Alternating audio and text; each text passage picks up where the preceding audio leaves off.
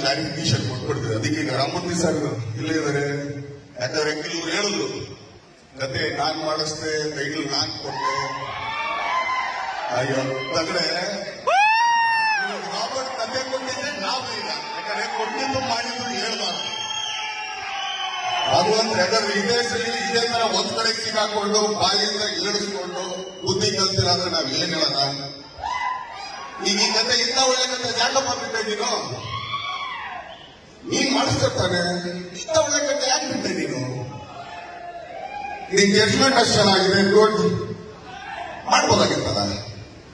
Title ನಾನ್ ಕೊಟ್ಟೆ, title ಇಟ್ಟಿದ್ದೆ ನಾನು. ಅದಕ್ಕೊಂದು ಕ್ಲಾರಿಫಿಕೇಶನ್ ಇದೆ.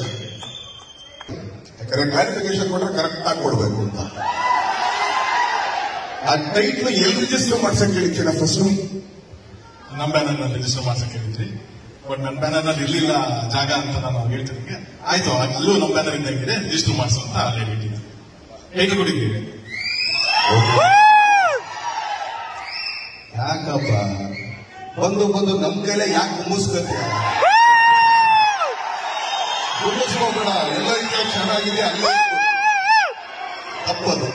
ಸೊ ಆದ್ರಿಂದ ಅದಷ್ಟೇ ಕ್ಲಾರಿಫಿಕೇಶನ್. ಯಾಕಂದ್ರೆ ನಿಮ್ಗೆ ಗೊತ್ತಾಗ್ಲಿ ಅಂತ ಅಷ್ಟೇ ಏನಿಲ್ಲ.